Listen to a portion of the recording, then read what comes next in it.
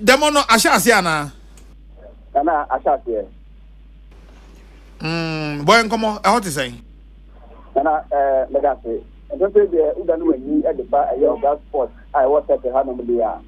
So we did an NDC among you no, and then or make them who ever one thing so. I or yentre electoral commission. Na ingraso au mugraso electoral commission. Krata au mudige ma egunta suwejita no. Komiso ewo ho. Na komiso na ewo ho no, obedikan aboso antregu. Ada electoral commission say obonhwe no muye kubi.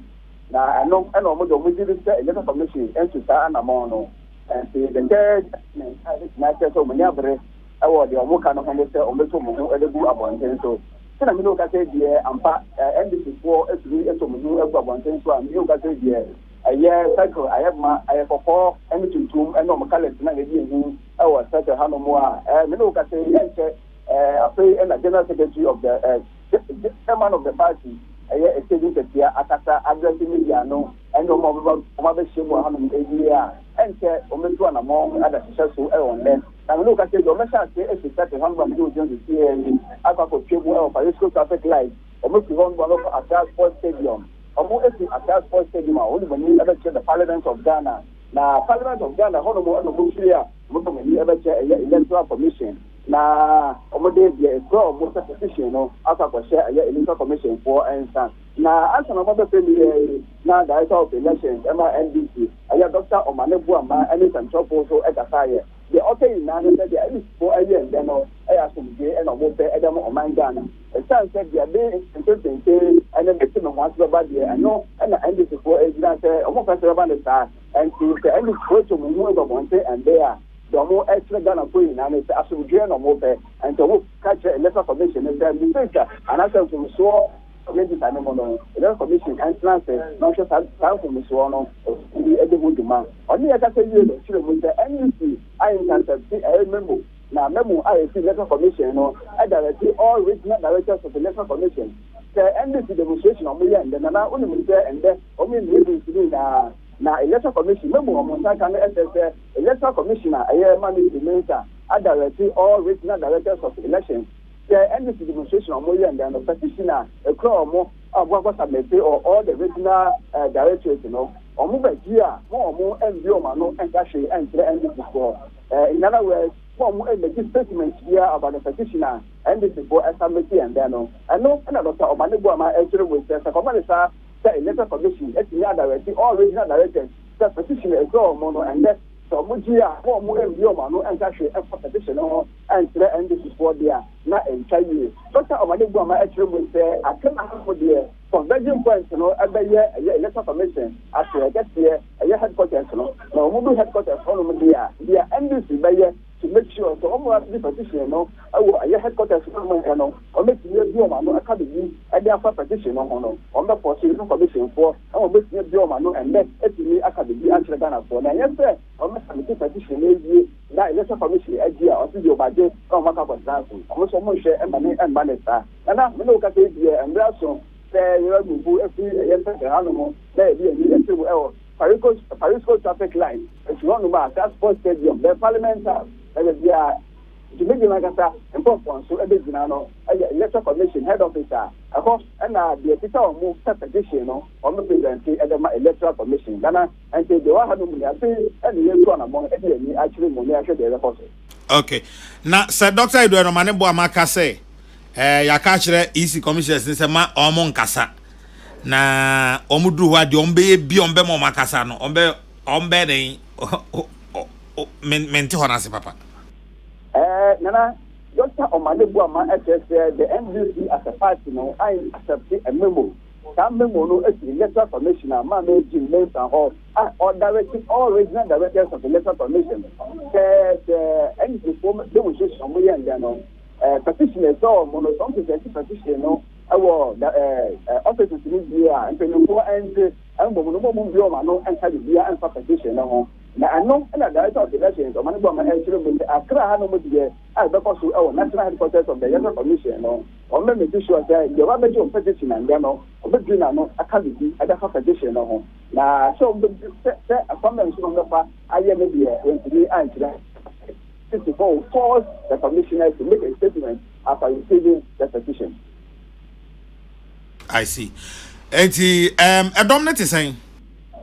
Nana, about better said on some one more, and I believe actually more our said her, and upon it be now over 100 men and 20. And so we see a no work I said here, then number 60, and Castle make a statement a year, and if I don't know Abba in their numbers, yes, you must say, so 8 more every from political traffic light to stadium, parliament house, then to the national election, electoral commission headquarters, I don't know, before you I can't look at it here, almost here, as you do Musa, I say, but you do Musa, yes, I see. And yeah, Nampacho Posi for ne Bambon Samson to say. Nana, only the Ghana had here about the demonstration, Ghana police service. Only a top notch. Omobo, I hope by Kasa here, no Kasa here. A year Ghana Police Service led by the Director of Public Affairs. A year ACC and start up to see, and so the Chimu Hanum and Nidom police is more a good second Hanum and the demonstration at the Constitution. No, now this and start up to see everything. Their police is over here and there to ensure that safety is ensured for individuals, properties, and any other person. Mobile, I share a little bit of anyone, I said, Ghana, and the tax security, they are on top of their job, commercial, and then after the game one, and the local our honor. You. Willie, the actually be any nice sign or church and come my best. Why? Another that. You. That's a papa. Busha for and then no, Jumadia Cassia be so ever. NCA di djuma bi a no so yebaka kofa ho nkra no e de abremo tenano yeba sore so ntem kakra na me ka say NDC demonstration on say electoral commission o say register na electoral commission bi na no exhibition no okokoye ye no mahunfom so bibire ewom enfom so no nti na sse electoral commission o ma ye auditing. Na parties we mienu no so wa ban mu a ne kasa anko oni aban mu a ne kasa anko na no senior colleague Kofi Kumbese ne kan and was it do you see the pattern and do you see the trend you Kofi anope me watching say wo so hu pattern no and wo hu trend no say obi a wa ban mu electoral commission here okay very very okay but opposition electoral commission no kuma se bro no yenya wo so da. Yeah, can you say any? 0302248787 2579002579001 0302248787 2579002579001 0302248787 2579002579001 Ubetimi afre na wabadwumadi so mpacha ofre na wabodin wa kire ba bia ukasa free mesremo ani die kwa so enya ateni o kasa eho etie na ye mo enkomo. Hello. Good morning. Good morning. Nana you about to say Adam now so e oba dia da roma e frame me kwadwoma for me frefi kwa ujamasi oba ne mitio ama dwen kire ni say omuma bibia anya sumudie yesi a train kan then just yesi baby your friend saying onwo me fanko oman ba ko pe na ye chichire enti yampa ebo ni say oman no eyeye okọ baabi a aduane ko nwunya bi ba nyame adom yetimi didi yetimi ye bibia ma ye ho toye wutimi da obi antimi enchichire enti yampa ebo ni say omunye bibia na asumdwe mra yempe gidigidi yempe basabasa bia mechia ko ujamase nkoso okuofo nyina me da say hello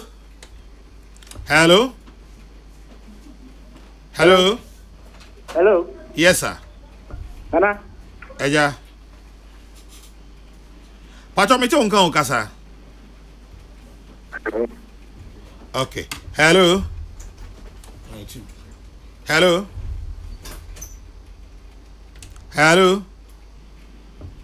0302248787 2579002579001 hello Hello. yes sir Yami asum de town na ya okase. En council so. Ya from papa ko fitu mesi. Me frefi awosi. Bacha no permit you. Me pese me busa say demonstration nko na betimi aka wo dem. Anasa wa atom bi betimi aka. The open so can be a Nana me pese me busa. Aya na ye fra. Me hu say o mu se mfaso eni fra ye fra no so. Nana hwe udu osu a.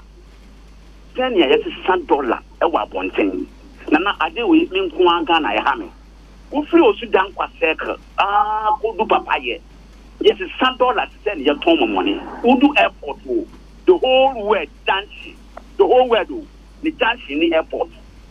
One more sika we airport police station nim. Nana ya kwase minim se wo nim. Pa misu minim. Enti misra wo. Impenimfo no a one more Bank of Ghana no Nana ya kwase. Enti sa ade no wo mu nim. Anase wo mu nim. Oh Nana. Me pese mbisa asamba akon. Ebi na mekọ. Mpese mbusa te. Ina na o kan se. Edu campaign time a ye di atoro ene no kore efrefra. No kore no won so ye nka. Ne ye di atoro no kore efrefra. Se ne ba ya. Onipa no kuma. Be di ye kiri. Nye do mama na o ka da dem we. Oh, na minka no. Na minka peace from. Bye bye. Me da se papa. Hello. Hello, Nana. Good morning. Good morning, sir. Your friend Eric, Yo, Eric, Bacho meet you. Bacho, a year 2012, in another way to me. 2016, in another way to me. When the Bakuya almost had to me, I had it to a bar, MPP for the 100 and now 1 million, a year Mahama to Famino. Then I did no woman or no quan and then go to the blue pin him and come on. Now, one did be was normal forensic. It then what the Ashima. Opinion and Kawa Tinchina one the Tinchina Wanga Timid me pese Anka one Mahama name is for Yano our court and the could Shimua one with the new opinion when Yano. Bye. Yo, Medasi. Hello. Morning. Good morning. But your friend Mammy Adwa. You open and close that say. Medasi. Mitia Obibia. Nana. Me dear, Master Minina, me Bayasida.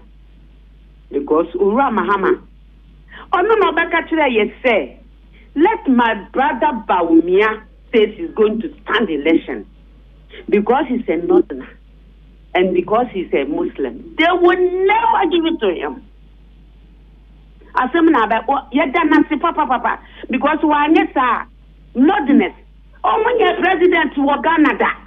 Aden onepa nom de aye Ghana for ye nom so ani twa ye titi ene ye twa etimi mama one of my advise you and then people for say ye da wase ye be man nodna aye president mira ba umia eno de adru so a woni ani say one pini o twense mo mukika entra om but om ka fa na tofem Ghana for uraba ba umia de nyankopon the grace is upon him. Onyame na ahye na Jesus Christ pie ye no bomu ni e baaye Ghana for come toma no boom because mama na nim say ya nto amanai Ghana be say midam wase muni na mentena ya da se anopai Professor Kofi Ejekum anopa medika ka se breba mu a prof eba be ka ye ho nyame adom prof abekensa lawyer Henry Nana Boache Nana B national organizer NPP enso so atnase lawyer Maje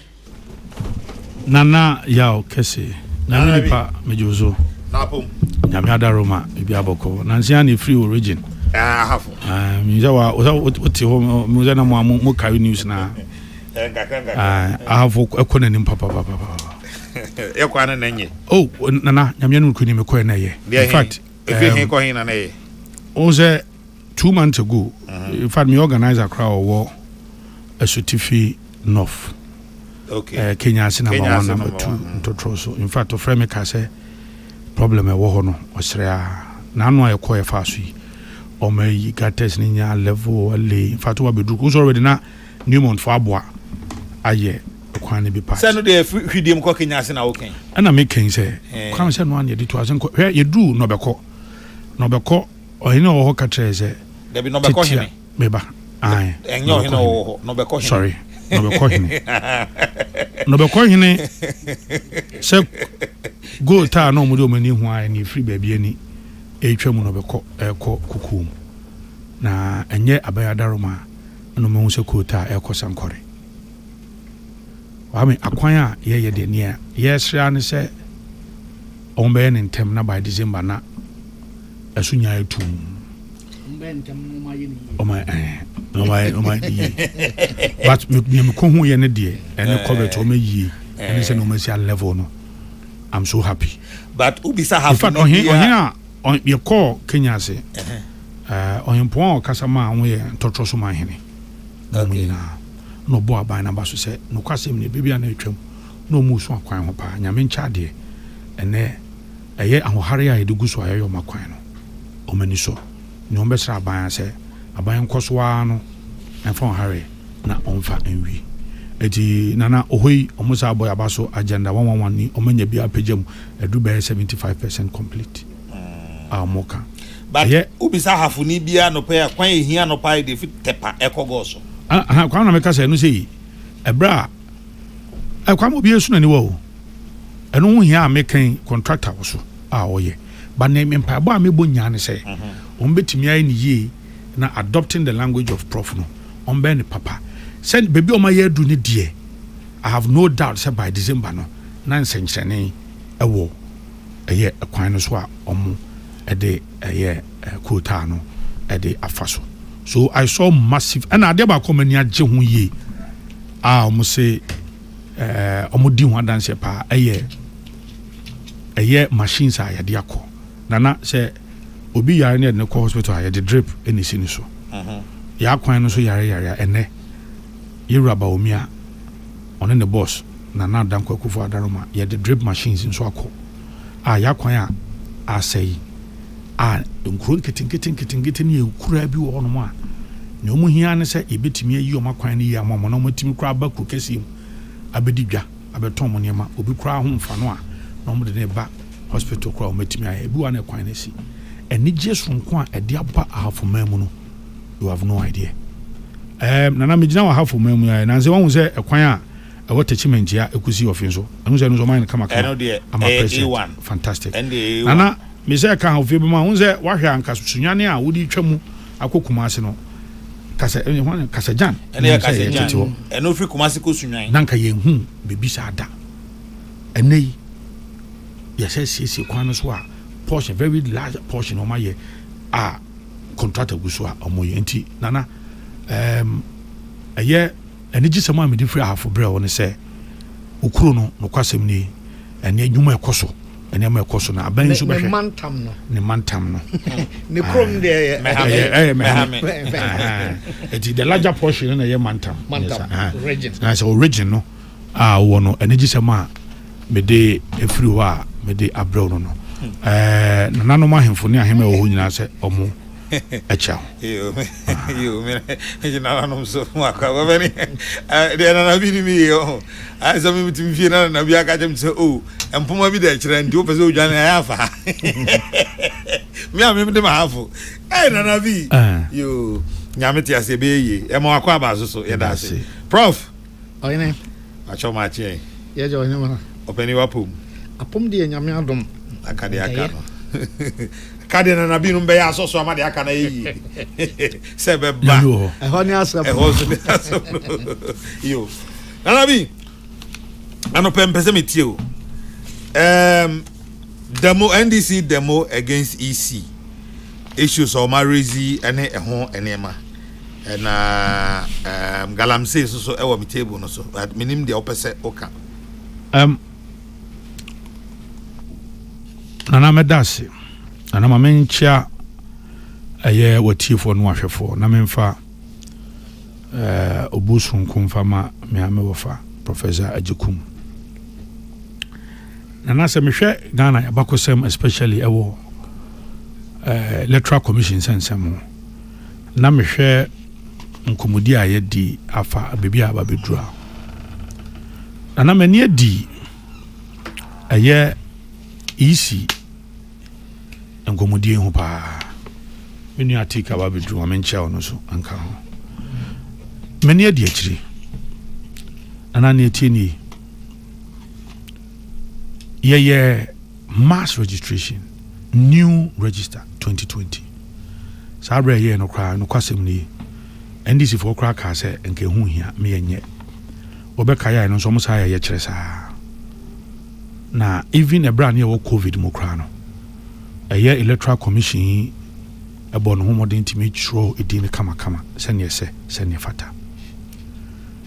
Yede eto abawie ye no 2021 2022 ya shada anye registration be until a year last year limited registration and now this year so yes I another limited registration yes I even mop up then now no preparation towards this year's election nana ohwe ye mra ni mu a ne edi kan electoral commission omo ye very independent. In fact, their independence is enshrined in the constitution. You cannot undermine it. Nyetosu mienu jumadi bi omadi bia no so ewo mrem se ni Ghana ya mra ba time 1992 constitution mu a ewo the various CIs any amendment ayaye ayedidi juma nana se utie NDC for omo ye kire ya omo ye na ohwe nyina so omo sei ye tro di ni nyina wie ye no this year di ye omo hu se transfers bi akokoso ni di kan masakra te so omo se enipa bi ewuwu ewum ne toso omo adance ye over nipa be 200,000 but this omo nkofo na bi krampo se 50,000. Miridi easy statement bi otro say omo ni mu hia ye no eno omo say okay enyina so ne adanse di amowo no mumfa maye ni enye modjuma NDC for say there bi omo mfa ma na emom no rather no yen call for forensic audit by independent body nana adia ebema obi be call for an independent audit of the work of the electoral commissioner. Ye mra ba time no say eye independent no. Not this kind of complaints it can be resolved easily. Got an exhibition here. Exhibition is say ya cho odin wi o police station wo o number wo baby abeto aba ni nya wo Kona kwahwe there is a udin cry a capture here polling station cry to aba no eye ho ene wo so ana eni so a you will be a friend correction form then no alert electoral commission quickly no my za corrections we na tinana say ye froze for dance bra and I do be asipen menka say MPPA said look there was a time we were calling for a new voters register. And I can't electoral commission free. I'm afraid no must MBA presentation. Ya dia dance di nyina koye. Ya koye kire say obi ho no no wo Togo register so no wo ha. Obi ha no wo Burkina register so no wo ha. Ya dia dance di nyina koye no me kai sa brand committee o power na ye the good old professor Santienchu Debbie ne professor VC Crown anana e wo so openi pomu wie no no mu se da bi enkomo ya de abeto manim ne de ehun hia se be new register bia na emu no omo sai ma exhibition exercise period bi very special one yema obi anko no obi anko hwe na hwe obi wo no wawu a yenhwe obi o sei sa ano na de na de koto aba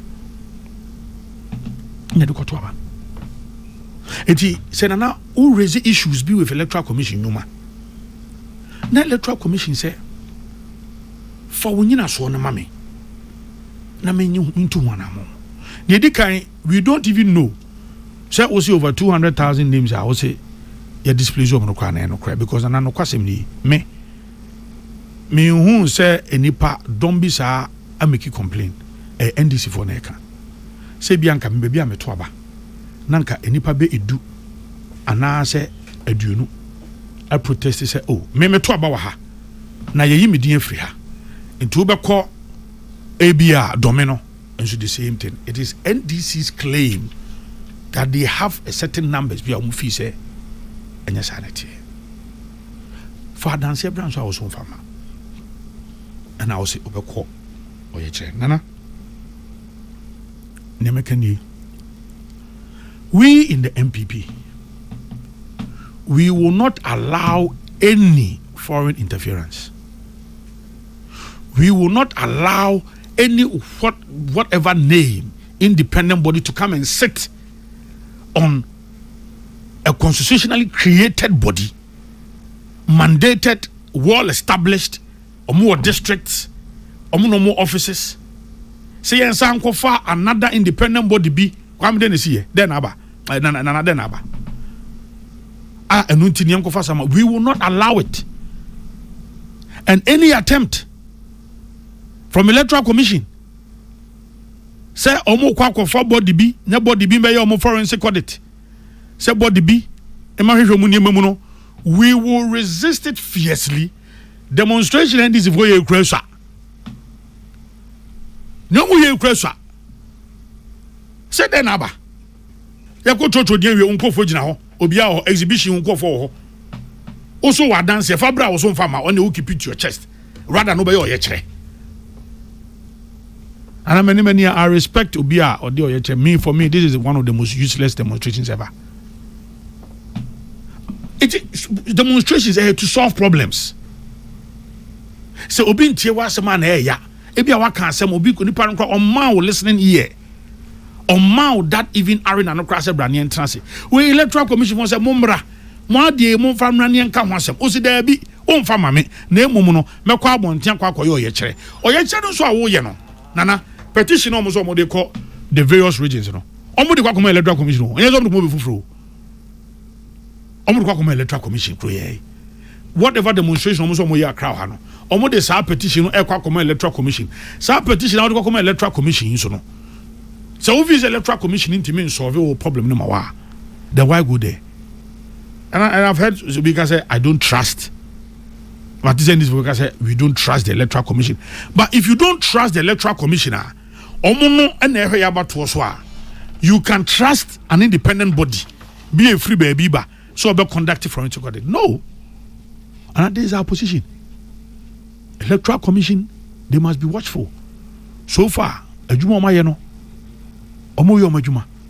have a problem, we will say it. But say obibe transit no allow. The last time I hear calling for new voters region sabi yankofa body fufuro bi en free bi amana so metranso e Electoral Commissioner na set up omo own committee omo yo madwuma e no omo de ekena ya asem no so ye petition e de aba presentation omo se yen ye be ye kire omo ye wie ye resi dum keti asem o kan ne say sa exhibition na e wo ye mremu no it is even a much detailed auditing of the voters register than whatever forensic audit moka and some of moka that time for dance bra also fama also obeko oyekire why now dey oyekire no krata anso kwakoma no so Electoral Commission kru ye and ado kwakoma no Electoral Commission na apuna bie momra ne entrance mo se da bi mo se munji Electoral Commission di munji ni amode mo petition kwakoma na dey because and listening to omo demonstration omo endpoint Electoral Commission offices etunji ni ndia kwakopede ho then I think for me, two things.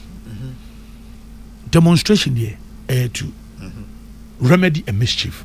Say asembiaba na opesi etunka na asemna no yenya solution. Easy. They have positioned themselves well enough to sit with NDC for any solution. Monfa madanse mra. How can the Electoral Commission work? Mosi enuntino on yen call for an independent forensic audit for international body bimra no betra ye dwumadi a ye di Ghana has so there asemenaba nana any attempt by anybody including the Electoral Commission itself so be introduce any foreign element, any foreign entity, any foreign institution into your juma ye some no be any audit whatsoever, they will term it no. it to be resisted fiercely and strongly. So papa. I think marching. No, me juso. Apom. You me adumu na we. Every day adumu so we pa. Yeah. Do I to say sipu no huni? Yeah. Media we dey mechanical na makoka ade a hear me and me did say here Ghana for nyina to any galamse no. Until let me just quickly speak to this issue of demonstration. Nanabi can say na dream no, this is a useless demonstration. Me minjin this demonstration be our useless, especially in the context of a democracy. As I said, democracy will a cabina min cabi amamu, hence an ekano. Na cabina min cabino Casanu debia, and yet debiana, Casani yen yet ha yeki. Sometimes your idea of friend symbolic speeches, demonstration kahon, strike kahon. These are all attributes of a thriving democracy. You can disagree with the approach, but nonetheless, demonstration being mima dream useless. But they say beside the main issues. For me, this is not the first time your political party that has issues with the Electoral Commission. And now Electoral Commission efforts. But I asked this question last week, and I'll repeat it again. Demonstration and a nationwide protest, to what end? And SME bisa. A DM power, what is the end goal? Say a per se magana for near almost and now they are seeking some action from the Electoral Commission. And at the end, what really is the goal? But let me hazard a guess. My suspicion is on per se Electoral Commission, before the claims they are making no. That's a sanity idea. Any engagement never ma Electoral Commission are you tell the Electoral Commission this is what our internal audit has revealed. Evidence and our density yawo any and I huni until ye damo. Asha kwanya ambefasu asisi nyuma send be ya now going to the election with a much more credible register. That is for me the way to go. And it appears the Electoral Commission afforded them some opportunity, no. Nemum, say, you see, response to Electoral Commission, Nima Omono, Omubu and Juso. But the point is, if you make a claim, say, we 250,000, for want of a better expression, fraudulent transfers. Ordinarily, I would expect, say, Mudisa evidence no to Electoral Commission for Ninim. That is for me the way to enrich this process. Look, I am not for a minute going to condemn the NDC by saying and say raise concerns with the register. They have every legitimate, they have every right to raise concerns, especially so but and enrich the process and say what is our density and engage the Electoral Commission and other stakeholders for that matter. Look, Electoral Commission is just a referee. The major shareholders in this process are Ghana for. And there are other institutions that to consolidate this practice of every democracy. Civil society, the clergy, everybody. And so when you say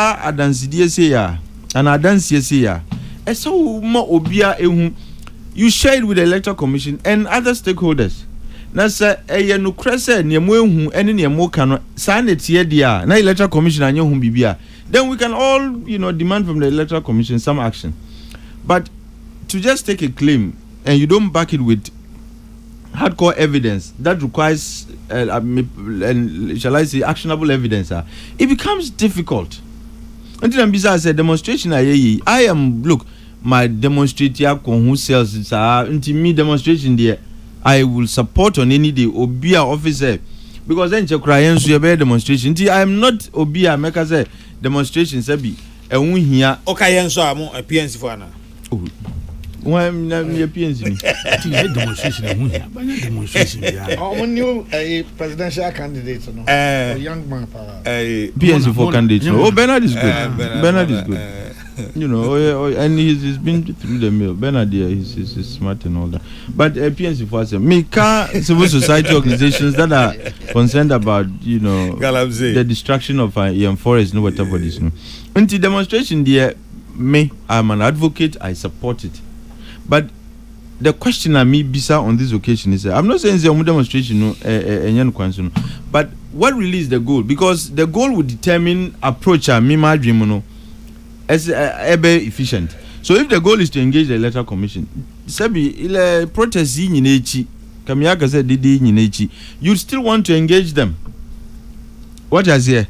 Now if we have an option to engage, now you see there be engage but nye demonstrations we are you still going to engage.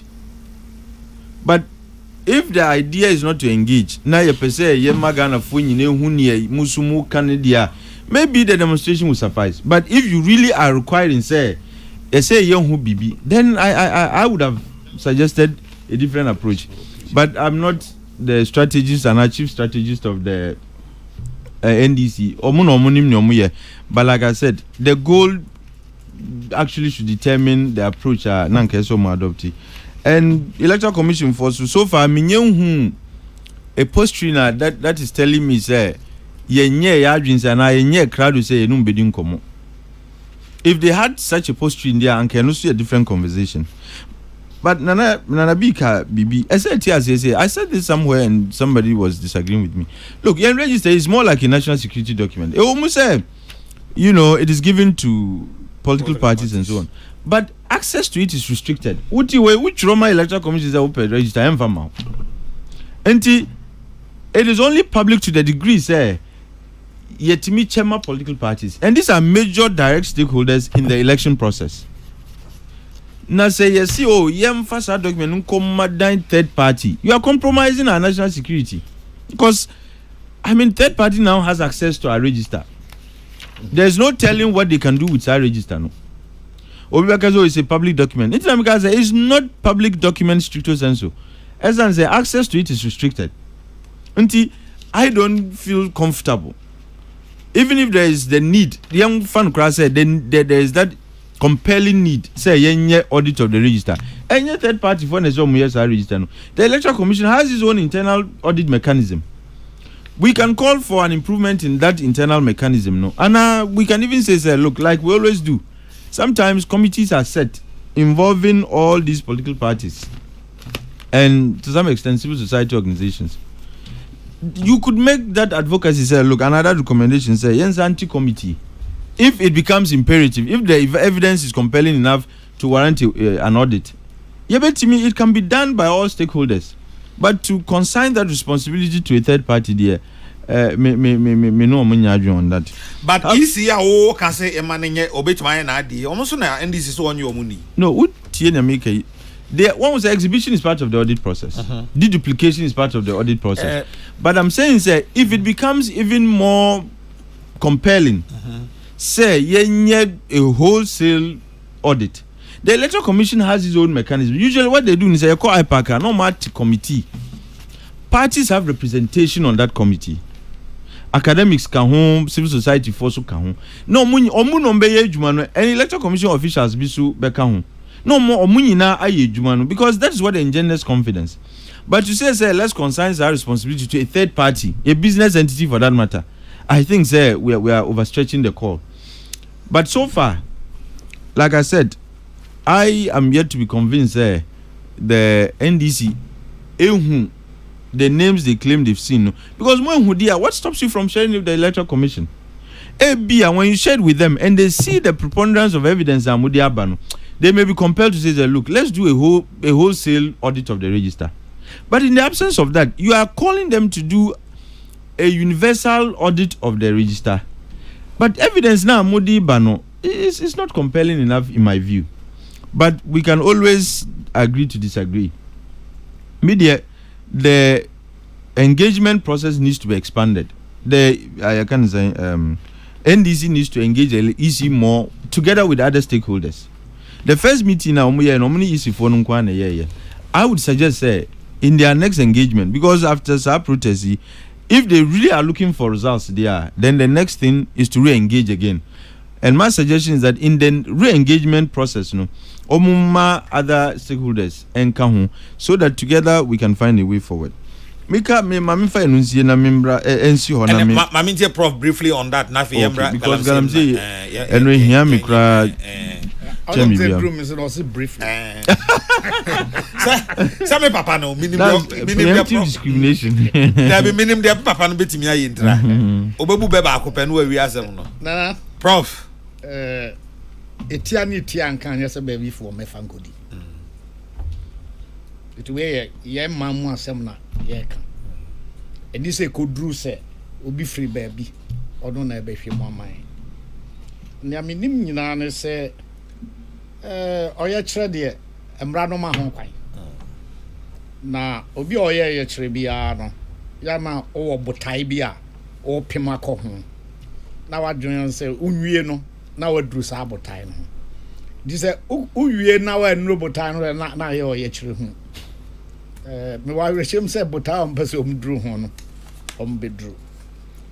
Yɛn adwuma sɛ ɔde article kɔ baabi a na ɔmo pɛ sɛ ɔmo sɛ aha wanye ni ye ɛtɔ bi kra ɔmo kyerɛ paragraph no ma kyerɛ page no ma kyerɛ line nti page 5 paragraph 2 line 6 ayi we a ɔde hyɛ hɔ no na eni sɛ nkɛba hɔ ana yɛnte ase enti sɛ o saa de paper na kɔ a ne ɔyɛ no sɛ ɔwɔ ayi another file a okay so paragraph 5 page 6 and paragraph 5 line 6 mo kan say me say say ma ye ni say e ko duro no hu say pepepa asem bia ni ba bia bi gidi say ye nuanom ene ya dofonom ne party a say ye kan Ghana ha party akese de a NPP ni NDC enkae no aya akese san bia nkebabua but ye nya nro ho eka omo fa asa akwan so emomu say nyama we to sne wo yisi monhwa ha ebi anka demonstration no kebi kra emma but so sa no be pen be hwe krata ba ko ha no o say approach for no don't misbehave, please warn protesters mo ho kwan se moko na da bia se otie me a me se o ye kire bia ba me mpaye ne se enru anwumra a ye nkoda no na ye nte se ya tobo abo bia obi ani apai obi aso ho ekura ba ho ana ye dufu obi ana ya te obi akɔhye se wani no hu ni na ebi a ye nhwe bibi nso sa omom ko demonstration do na ya abayadwuma efo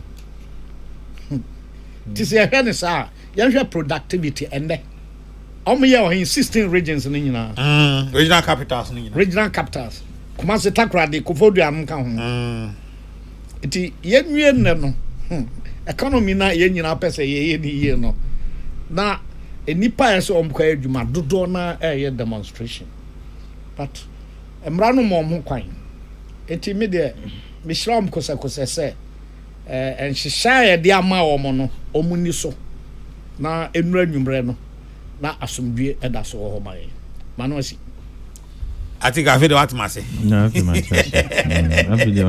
heard what I say.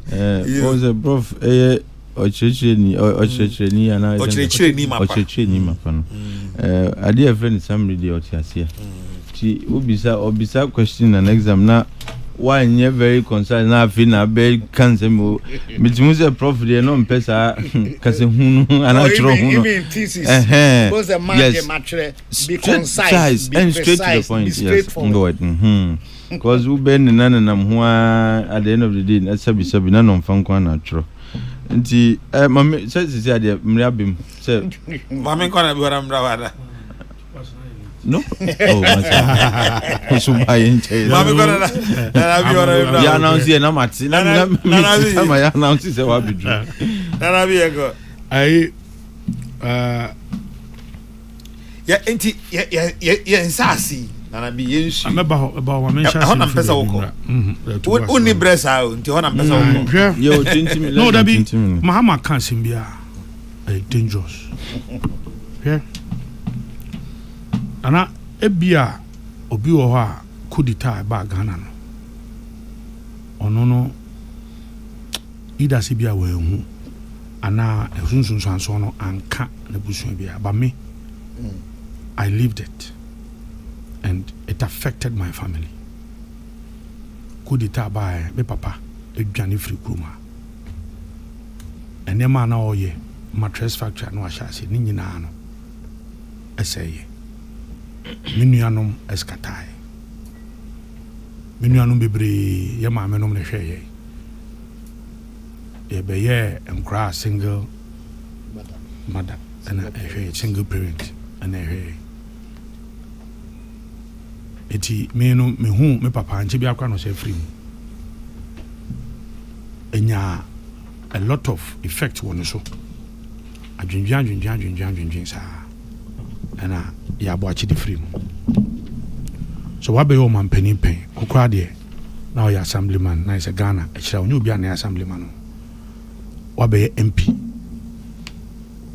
aba be vice presidential candidate aba be president no nyame to nsafre Yura Mills obedi na de na Ghana force ato aba na sa de ma na wugina simpi so na aka se wo nsusu mu no wo ni se keta se ne proye ne dwere bi akoso na eno kwa na wo se etimi ma kudita eba ana sa kudita no kwani se nke free na no ba. And I'm trying my very best to control and say measure my words.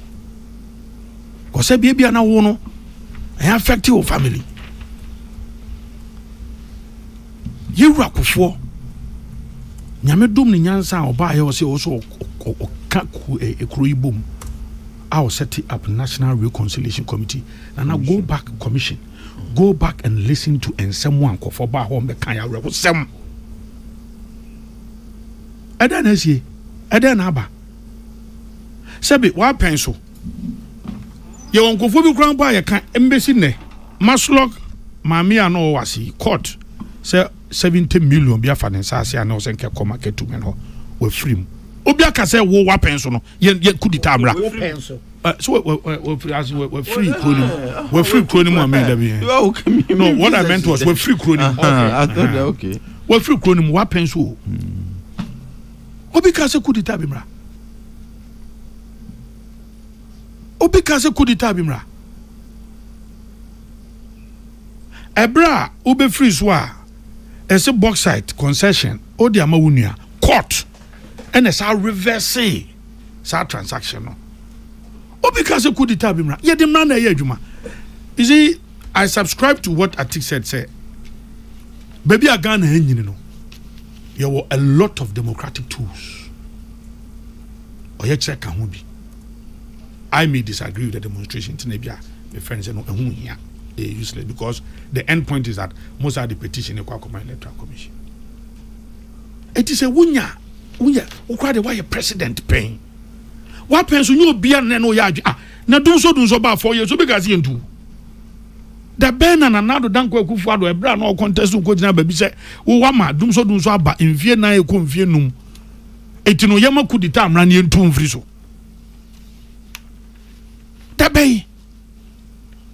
the bay na teacher training allowance awusu twam nurse ne na obi ana wonya adwen ne ma oba ye obi ana wonya adwen mu nyina na ye kan nyina no obi ka se kudita bi mra.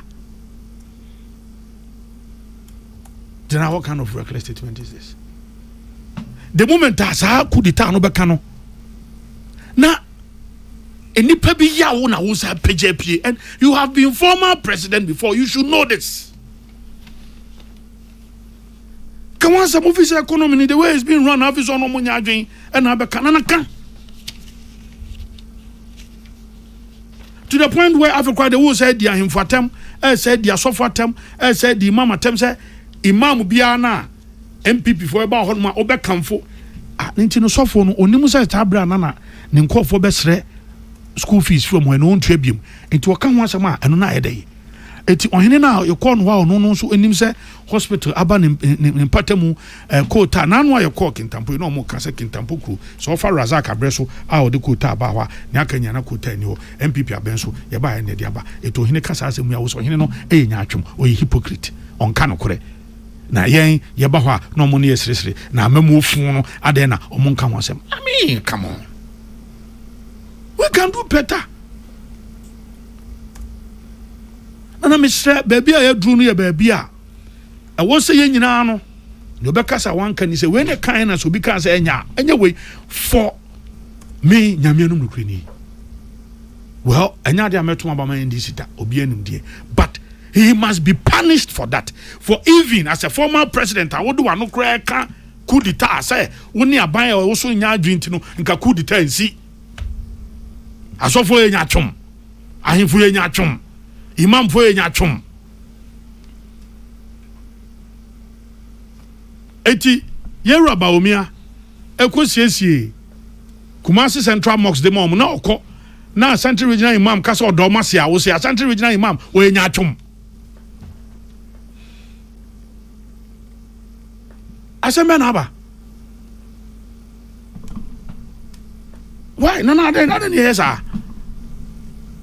ade ne ye so ade kwa na also ka kudi me enema me no as a young man my family growing up with and some me tie ene kwa ya dem papa fa so no me ti so bi ka ene nya me kwa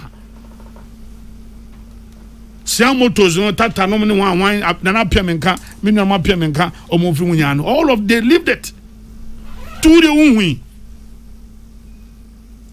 ana mestre papa no why president pay ya kasa we kwa de nka jama nkwa ne bi nka na watene nyomo anya wo na ado anu beka ko dita asem baabi a yaduri wo Ghana a yanyini kɔ yanimu no sɛ woni amemu no anya adwenti nka ko dita nsi very unfortunate very sad nana mining kakra ansa na menu abam looks like I take person day about 2 minutes anyahwe anema mienu ana meka o mining no muzuro dabi not at all. Okay. Yeah. Ebiem yura mahama. Ghana for your trust anima no. Na anu ayekwa to about 2020. O se oba omo ayachichi omo Ghana say munya obi yu munya free eviase. That was the campaign na wo ye e wo Ghana say areas. Because na o se MPP aban ye tu omo so sa. Nti oba omo ayachichi omo munya no obi yu munya na pi.